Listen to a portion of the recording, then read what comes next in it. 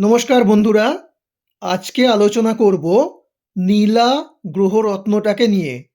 তো এই নীলা গ্রহরত্নটা শনি গ্রহের প্রতিকার হিসেবে ব্যবহার করা হয়।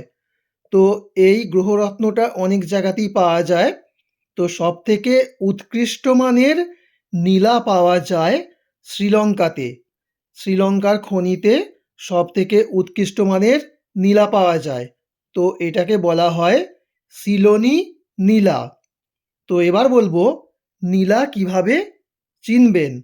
নাম্বার 1, প্রচণ্ড রোদে যদি নীলা পাথরটাকে রেখে দেন তাহলে এর থেকে প্রচণ্ড কিরণ উৎপন্ন হবে। নাম্বার 2, নীলা পাথরটাকে যদি দুধের মধ্যে ডুবিয়ে রাখা হয় তাহলে দুধের রং নীল হয়ে যাবে। নাম্বার 3, যদি একটা কাঁচের গ্লাসে জল পূর্ণ করে তার মধ্যে নীলাকে ডুবিয়ে রাখেন তো দেখবেন জলের ভেতর থেকে নীল রঙের আভা দেখতে পাবেন।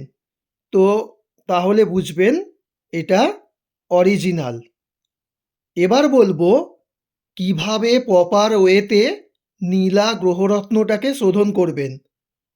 তো নীল অপরাজিতা ফুল গাছ, নীল অপরাজিতা ফুল গাছের যে শিকড় সেই শিকড়ের রস নেবেন এবং সেই শিকড়ের রসের মধ্যে নীলা স্টোনটিকে সারা রাত ডুবিয়ে রাখবেন।